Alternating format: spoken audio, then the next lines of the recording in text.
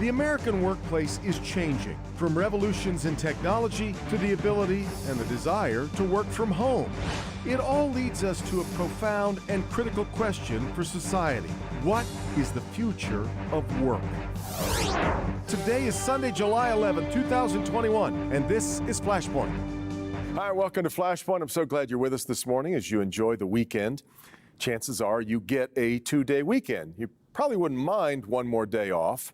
You know, it was an interesting study that came out last week. It was a study done in Iceland where researchers found that people who worked a 4-day work week were happier, but also more productive.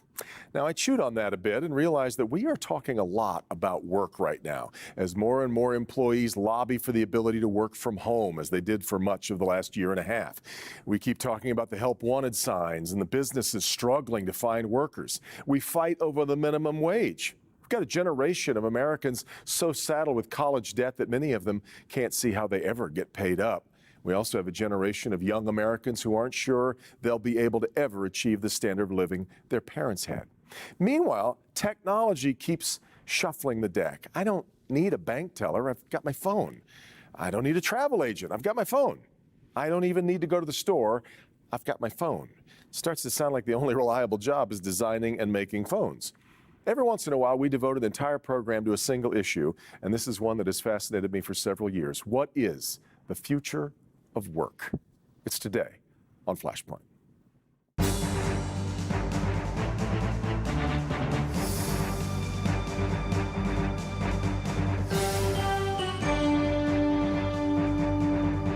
As we talk about the future of work, there are really two tracks here. The immediate changes we're watching brought on by the pandemic. We're going to talk about those coming up. But first, the broader questions, basic matters like, what are people going to do?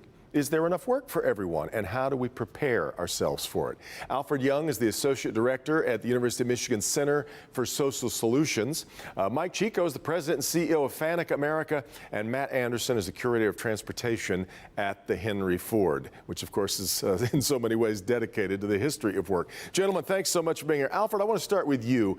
I find myself wondering whether we really are at some sort of tipping point when we wonder about the future of work, or is this the same argument that we've had really since the dawn of the steam age, when we started thinking that machines were going to replace manpower and that this is really a problem we've faced forever? Or is it particularly acute because of things and changes that are in the world right now? Well, in some sense, it is a long-standing problem.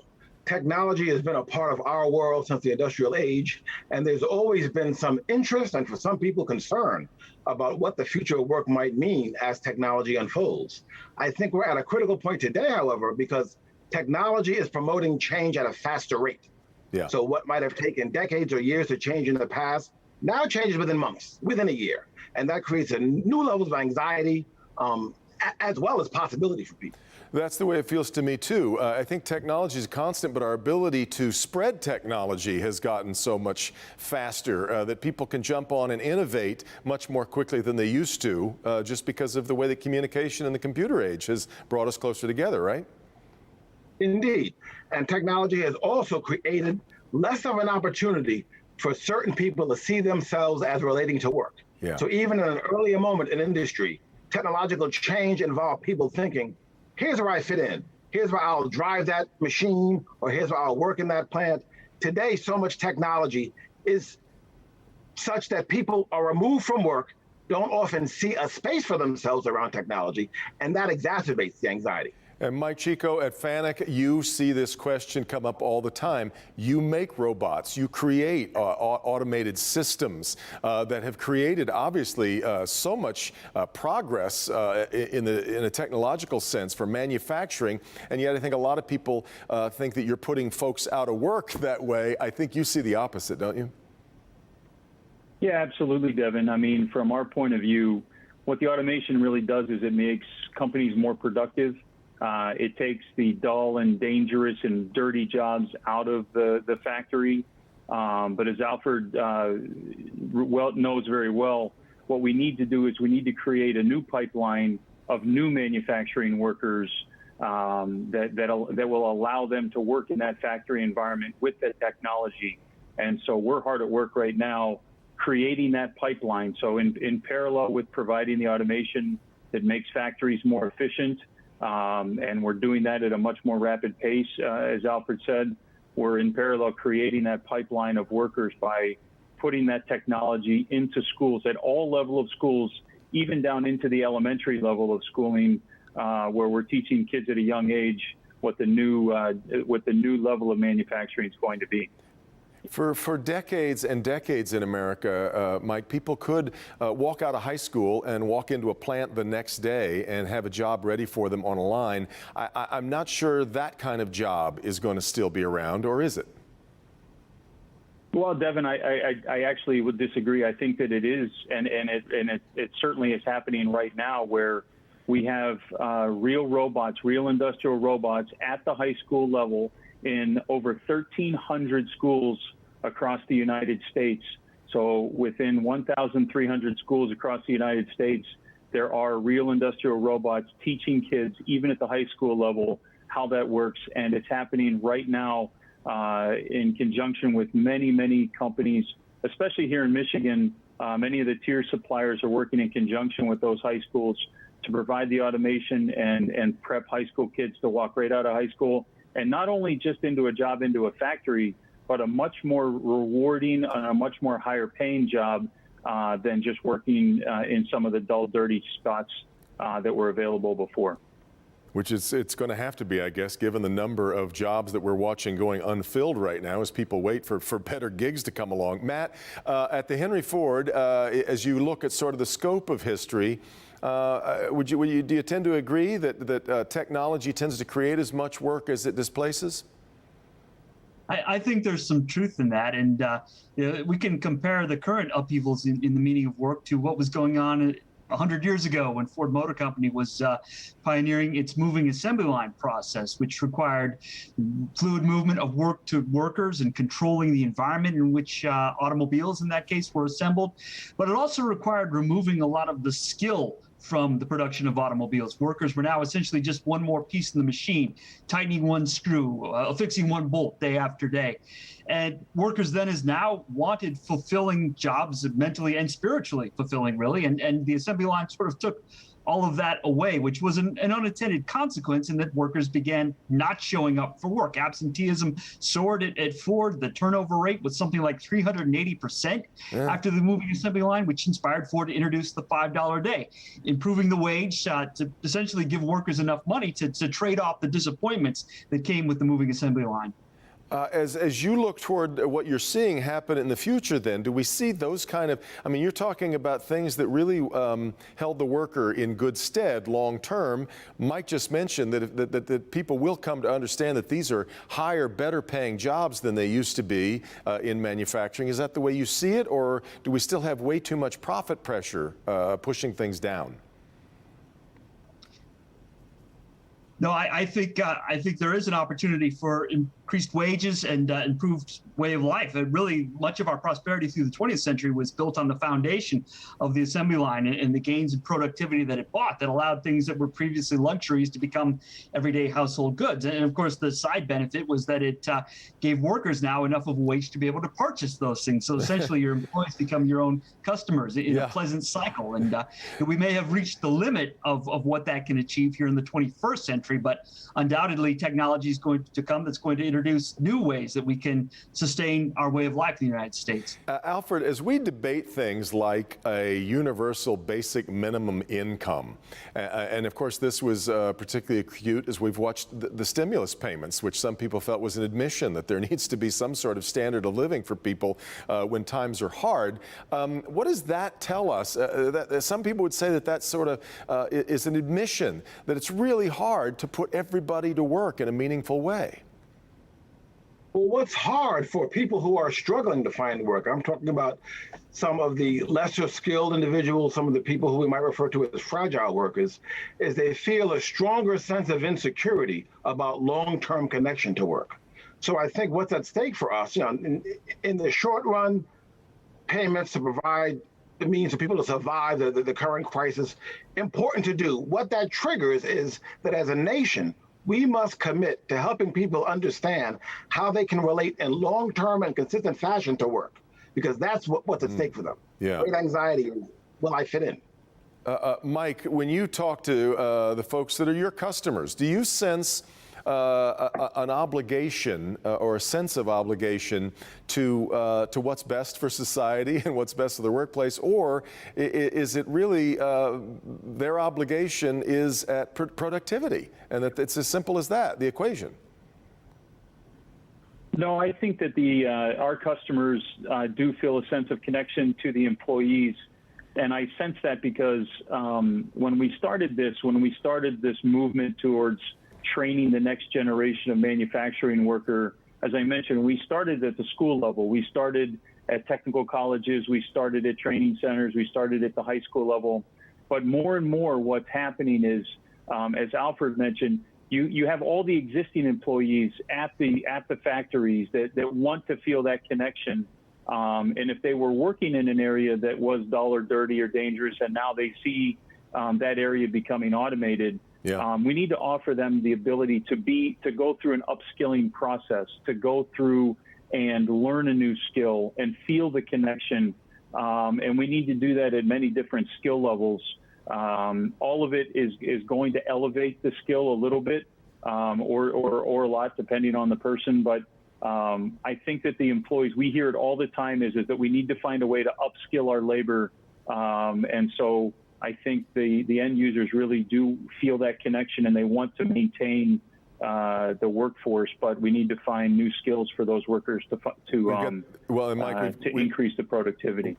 We've got this situation right now where we have almost as many people looking for work as there are jobs to fill. Where you are right now, can you find all the people you need at FANUC right now? I mean, fortunately, where FANUC is we sit in one of the most highly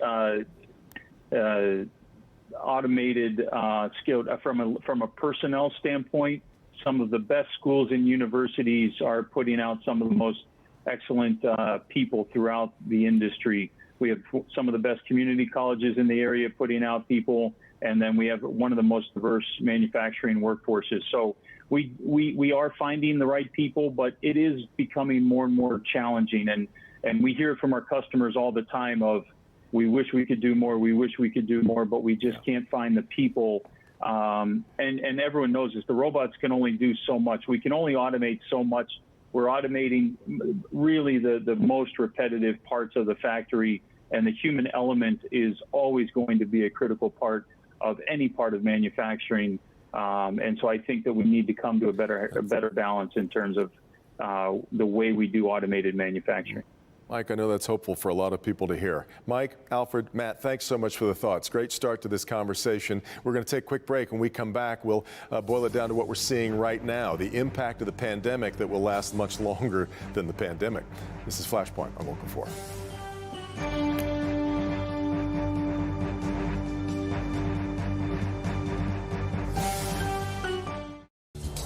Hello, I'm Tillman Fertitta, owner of the Golden Nugget Casinos, and I've got some big news. Drum roll, please.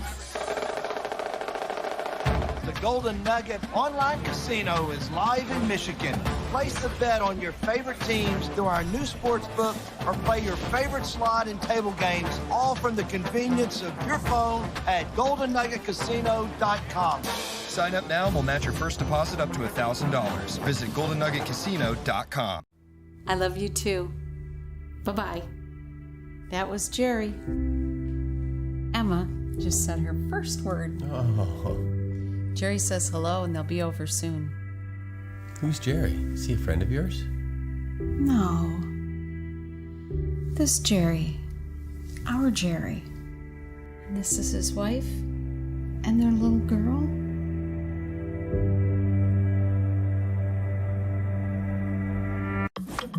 Here's one more reason to get the COVID-19 vaccine. It's your shot to win. Anyone 18 years or older in Michigan vaccinated between December 1st, 2020 and July 30th, 2021 is now eligible to win millions in cash prizes, including $1 million jackpots and $50,000 daily prizes. And vaccinated students could win thousands in college scholarships. For eligibility details and to enter, go to mishottowin.com. Are you in the sandwich generation? Yeah, that's a real thing. Folks like me are caregivers for older family members or friends, and also have, children that they're taking care of. And it can be a struggle to be a part of. Monday morning at 6:30. If you're pulling double duty, you need help, but even figuring out that help can be stressful. Nick Monticelli reveals how to find the resources and programs that you need, whether you're a caretaker once a month or 24/7. That's Monday on Local 4 News Today.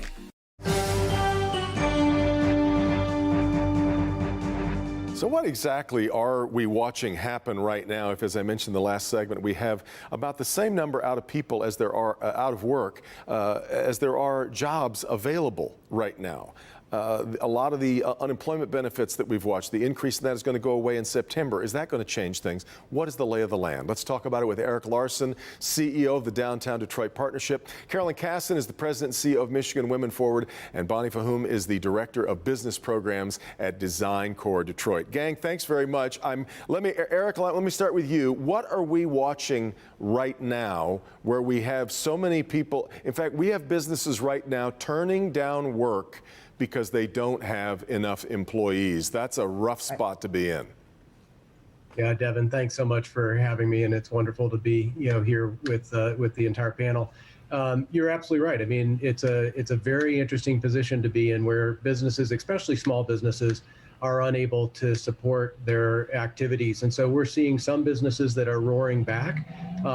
Many of the restaurant and bars are actually seeing pre-pandemic revenue, but many of the other businesses that really rely on a much more flexible workforce, as well as don't have the same revenue streams to support higher wages, are struggling, if they're even being able to stay open.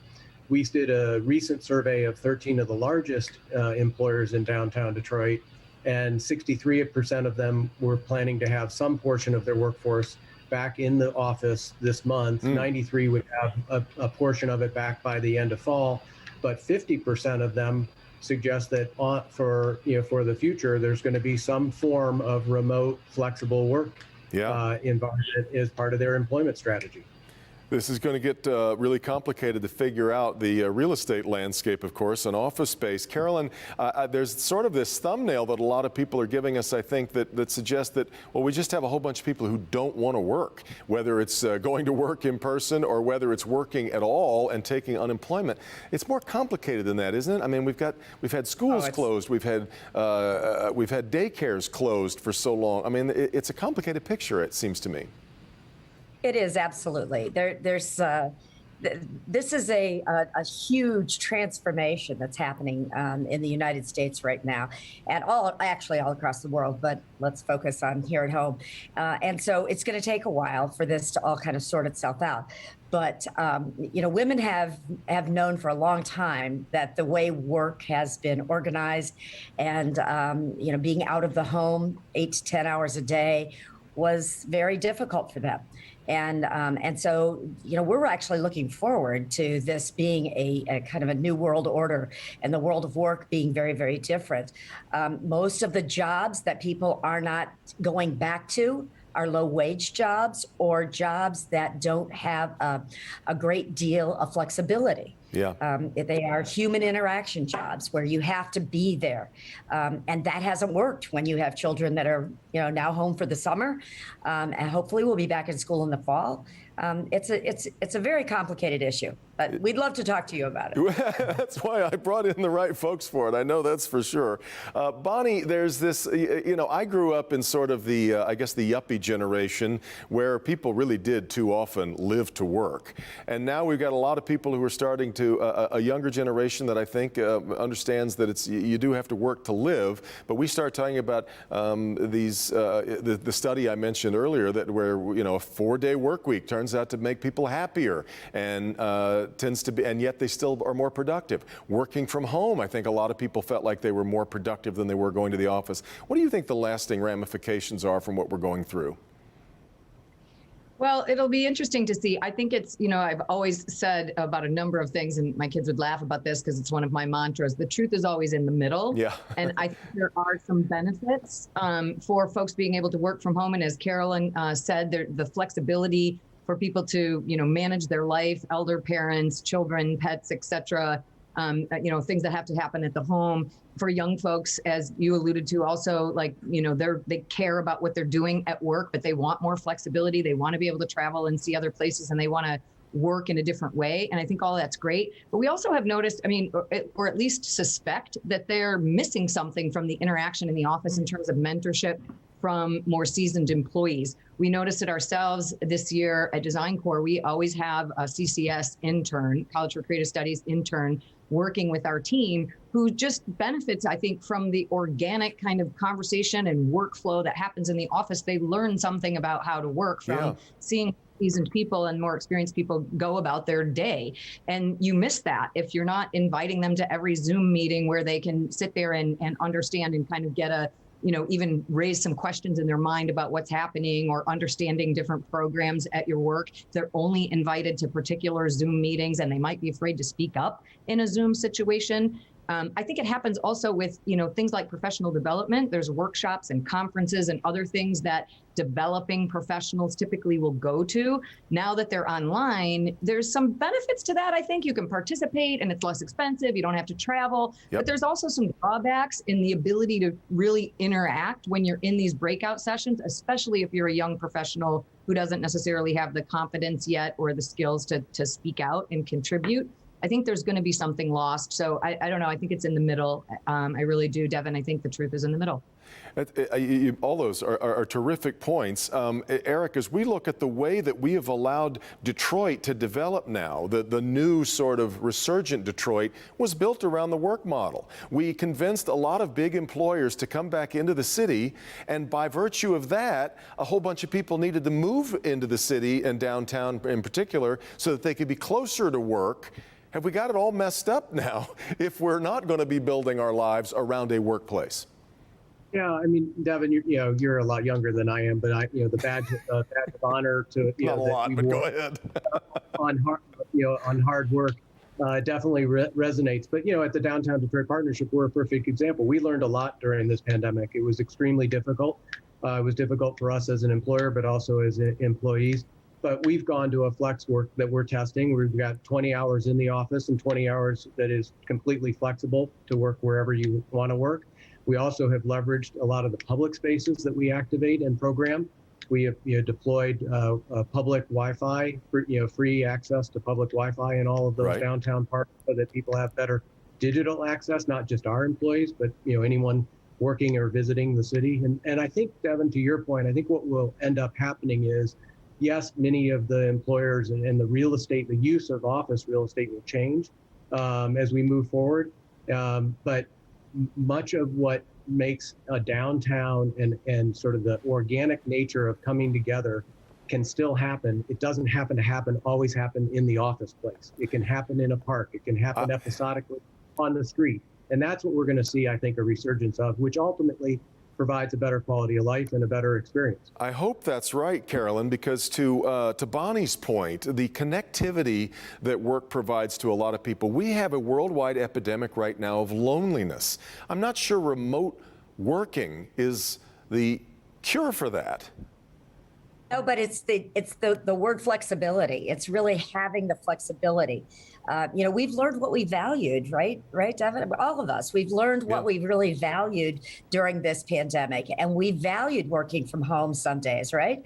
And we valued being together. How excited were you when you first got to see somebody in person that you hadn't seen for a very, very long period of time? We're going to have an integrated, I think, work-life balance as opposed to, before it was one or the other. And now, I walked over to see my grandkids at lunch. And took a half an hour, but boy, I felt a lot better, and I think they did too. We had a lot of fun. Exactly. Bonnie, I've only got about 20 seconds left. I'm going to assume same thing. That's what you want, right? Isn't it flexibility?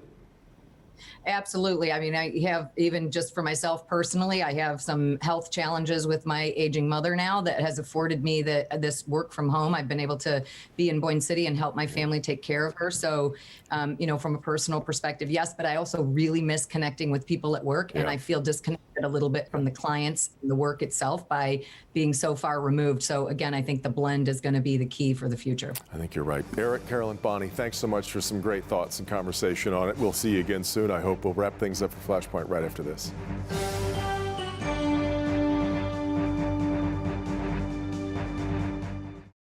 It's a new day, and it's coming at you fast.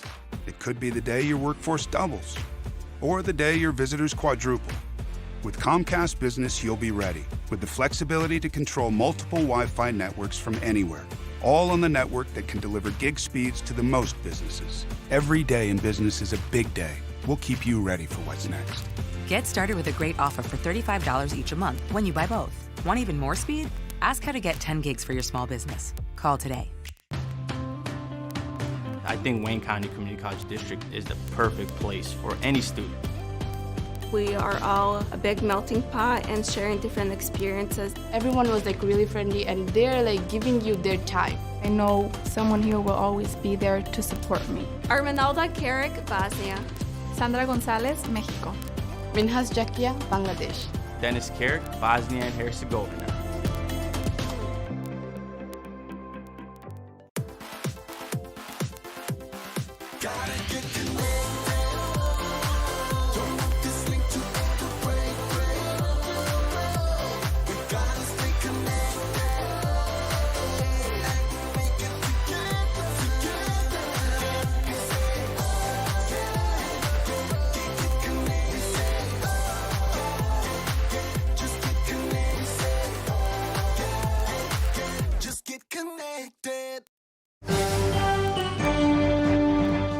Finally this morning, before we go, a quick tip of the Flashpoint Captain Jamie K. Walters. She's done 2 stints of work here at WDIV over the years, most recently as the head of creative services and programming for us, but always an integral part of this program pretty much throughout its history. She's moving on to the next chapter in her life.